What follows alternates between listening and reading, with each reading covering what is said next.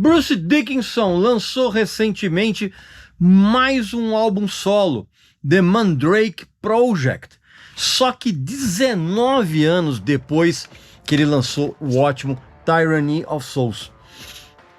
E a minha opinião a respeito disso, você vai saber agora nesse vídeo. Presta atenção.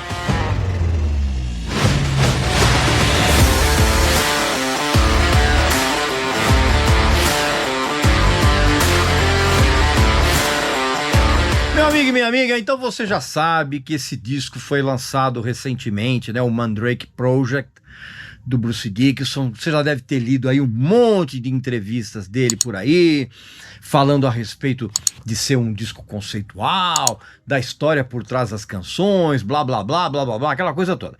Se você não viu, deixa de ser preguiçoso e procure saber por aí, pesquisa por aí. Porque o que eu vou falar aqui nesse vídeo, na verdade, é a minha opinião a respeito do que eu ouvi desse álbum de ponta a ponta, seguindo a ordem das músicas no disco, cara. E isso é um aspecto muito importante que eu vou falar daqui a pouquinho. E obviamente que eu trago aqui as minhas opiniões que passam muito longe dessa babação de ovo das revistas, dos sites, dos blogs especializados em metal.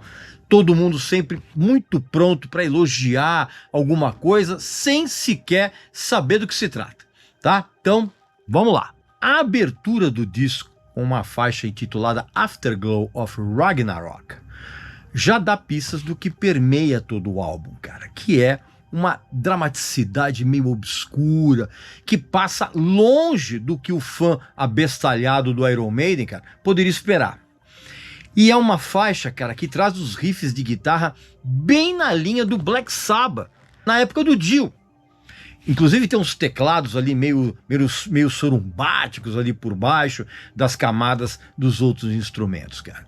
E nessa música já fica claro como a ordem das faixas é um fator primordial quando se vai lançar um álbum. Assim como que se faz quando se lança uma canção como cartão de visitas de um disco, cara, de um single. Por quê, cara? Porque aqui no disco, cara, essa música, ela faz todo o sentido como abertura.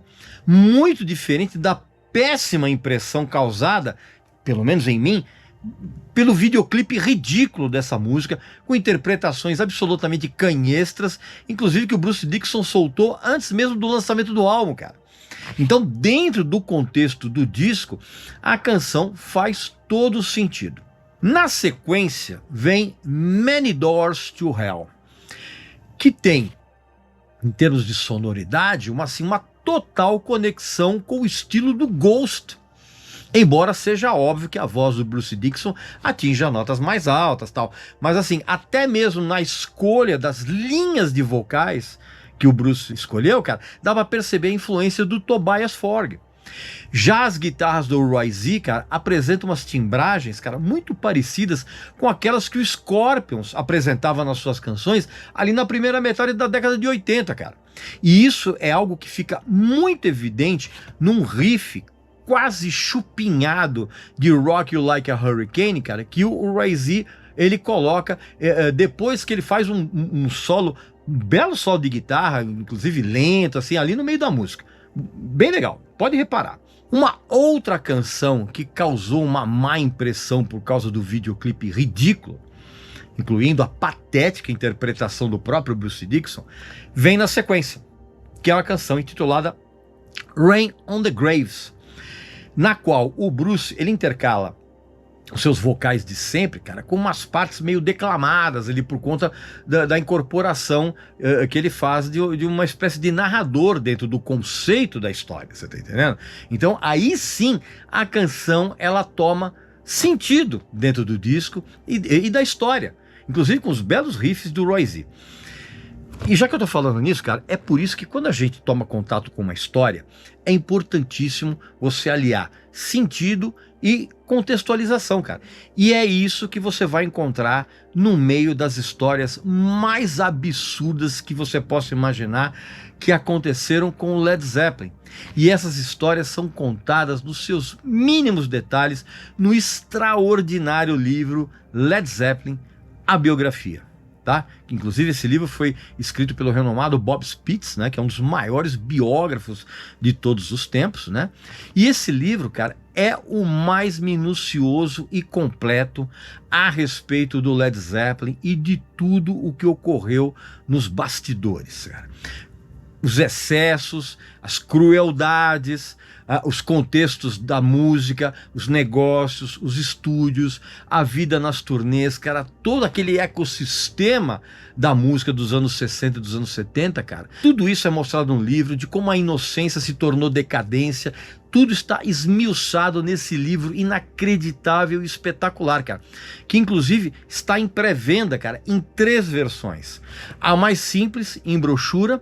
Aí tem uma outra, que é uma edição linda em capa dura. E tem a sensacional edição Eremita, que vem acompanhado, cara, de uma miniatura do Eremita. Todo fã do Led Zeppelin sabe do que se trata, né? Uma miniatura pintada à mão e vem também acompanhada de uma vela, cara, de capim-limão, cara. Então, agora, olha, para criar aquele clima todo. Agora, presta muita atenção. Você pode adquirir qualquer uma dessas 3 edições, cara, com o cupom tradicional aqui do canal, que é Regis Tadeu Indica. Tudo junto. E com esse cupom, Regis Tadeu Indica, tudo junto, você vai ter 10% de desconto na pré-venda, cara. Então não vacila, porque essa é uma oportunidade única. Ok? Agora voltando a falar do disco. Os violões tocados pelo próprio Bruce Dickinson e a tensa atmosfera bandoleira que existe numa canção intitulada Resurrection Man representam uma grande surpresa dentro do álbum, cara. Inclusive antecedendo as boas guitarras do Roy Z e o Bruce Dickinson escolhendo uma linha de vocal que na voz de qualquer outro vocalista de metal resvalaria no perigoso limite que existe entre a afinação e a semitonação. Só que o Bruce, cara, ele passa incólume por esse desafio, até que depois ele volta à zona de conforto dele, quando a canção muda para uma atmosfera ali no meio e passa a soar como se fosse um Black Sabbath dos anos 70, cara. Isso antes de voltar para aquela sonoridade bandoleira no início da canção, que conta até com uma leve percussão ali no fundo, você tá entendendo? Na mixagem, cara.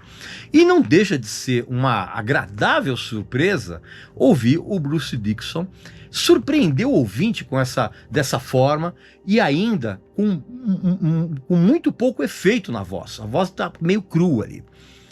Tem também uma atmosfera épica na faixa seguinte, que é Fingers in the Wounds, que é complementada por uma discreta orquestração que sustenta ali um piano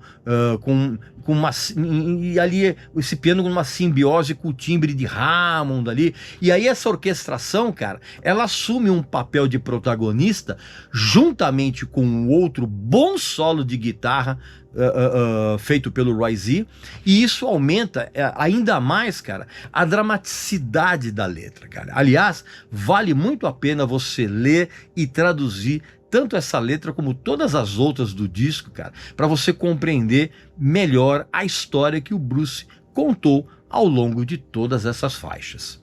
E aí então surge, de uma maneira também surpreendente, a canção intitulada Eternity Has Failed, que nada mais é que If Eternity Should Fail, que é uma canção do Iron Maiden que abre o Book of Souls, tá? E o título está levemente modificado, a letra está parcialmente diferente e tem uma menor duração que a versão do Iron Maiden. Inclusive, o Bruce, ele disse em algumas entrevistas, cara, que na verdade ele compôs essa música em 2015 para um futuro álbum solo dele, mas que ele acabou cedendo essa música depois que ele teve uma conversa, né, com o Steve Harris, né? Deve lembrar que essa história já tem uns precedentes, né? Quando, por exemplo, Bring Your Daughter do The Slaughter, por exemplo, que acabou entrando num álbum, que era uma canção solo do Bruce Dickinson, que acabou entrando no No Prayer for Dying, que é o disco de 1990. Obviamente que os fãs botocudos do Iron Maiden vão comparar e vão escolher a gravação do Iron Maiden. Tá? Mas o que eu tenho que dizer para você, cara, é que essa música, mais uma vez, ela faz todo sentido dentro do conceito do álbum né? Ainda que ela mantenha de uma certa forma uma conexão com o próprio estilo do Iron Maiden, né? Na verdade, essa música ela tá na verdade, essa música ela é meio que o único momento em que realmente a sonoridade do Bruce Dickinson coincide com a do Iron Maiden. Só que aqui, cara, tem uma presença de outros elementos sonoros. Tem um teclado no fundo, tem uma orquestração que inclusive acaba trazendo um diferencial para essa música que soou muito bem para os meus ouvidos, cara. E essa música ainda tem de quebra, cara, um ótimo solo de guitarra do Gus G, daquela banda Firewind, que inclusive antecede o final completamente épico dessa música. E já que eu tô falando de surpresas, outra boa surpresa dentro desse lance conceitual do disco é a urgência com que uma canção intitulada Mistress of Mercy foi gravada, evidenciando uns riffs de guitarras bem pesados, um andamento mais acelerado do que aquele que a gente encontra nas faixas anteriores do disco, e o Bruce cantando, cara, aliás, sendo muito feliz, diga-se de passagem, na escolha das linhas de vocal e do refrão. Inclusive, quando a canção ela muda de andamento ali no meio e ela fica mais marcial, vamos dizer assim, não tem como você não pensar no quanto essa música cairia maravilhosamente bem num álbum do Iron Maiden, né? Mesmo que essa canção ela tenha um final ali meio caótico. E essa música, pelo menos no momento que eu tô gravando esse vídeo, é a minha música favorita do disco. Aí depois, na sequência, tem uma balada acústica intitulada Face in the Mirror, que tem uma vibe de rock progressivo ali na linha do Van der Graaf Generator, né? Aquela banda inglesa maravilhosa. Inclusive a letra dessa música, ela fala Oblivion again in a house that has no door, que na verdade é uma clara alusão ao título de uma das mais lindas canções de todos os tempos, que é do Van der Graaf Generator, que é House with No Door, que tá nesse disco aqui, ó, o Age to He, Who Am the Only One. Qualquer hora lá no Clube VIP eu vou falar a respeito do Van der Graaf, que é uma das minhas bandas favoritas em todos os tempos. Nessa música também tem uma novidade, cara. O Bruce Dickinson fazendo um solo. Exatamente, cara. É um solo no violão, mas ele se sai muito bem na empreitada, cara. Mandou bem. Aí então surge Shadow of the Gods, que é uma canção que foi originalmente composta, cara, para um projeto que seria maravilhoso, mas que não foi para frente, cara. Que era um projeto chamado The Three Tremors, que iria reunir o Bruce Dickinson, o Rob Halford e o Ron James Dio, o Geoff Tate ali da reserva. E essa música é uma canção recheada, cara, de uma carga dramática inegável. Assim, ela é quase emocionante, cara. Tem as harmonias, as melodias e os ritmos são quase sublimes na sua sonoridade grandiloquente. E aí, quando ela termina essa parte, ela deságua no peso totalmente Black Sabbath que tem numa porção musical que é sucedida depois, quando vem a última faixa e longa faixa do disco, com mais de 10 minutos. Essa música que encerra o disco chama-se Sonata, Immortal Beloved, que é uma canção claramente inspirada na união entre a Sonata ao Luar do Beethoven com o filme Minha Amada Imortal, que é um filme de 1994, cara. É nessa hora que você se dá conta que a ordem das músicas dentro do álbum, cara, foi fundamental. Não apenas para apagar a péssima impressão causada pelos videoclipes, cara, mas principalmente para coroar o final de uma história de um modo brilhante, com uma faixa que é muito diferente do que os fãs botocudos do Iron Maiden poderiam esperar do Bruce Dickinson, cara. Inclusive é uma música que ela soa como se fosse uma mistura de The Mission com Marillion. É uma canção impressionante. Aliás, é impressionante, cara, que o Bruce também ele não tenha corrigido nessa música uns momentos onde ele claramente semitona durante a canção, cara. E ele não corrigiu isso muito provavelmente porque ele, até de uma maneira corajosa, ele tenha considerado, cara, que essas imperfeições na voz dele fazem parte da narrativa do personagem que ele encarna ao longo da história. Então, assim, se você ouvir essa canção com muita atenção, com uma atenção redobrada, você vai perceber, cara, que em vários momentos o Bruce Dickinson semitona nessa música. Presta atenção. Pois bem, meu amigo e minha amiga, Essas são as minhas opiniões a respeito do novo álbum do Bruce Dickinson. Aqui nos comentários, coloca o que você achou. Você gostou do disco? Você não gostou? Coloca aqui a sua opinião, tá bom? E não esqueça, evidentemente, de clicar aqui no link na descrição do vídeo para você ter esse livro do Led Zeppelin incrível com um desconto sensacional, tá bom? Então um abraço, saúde para você, para sua família, para seus amigos e até a próxima.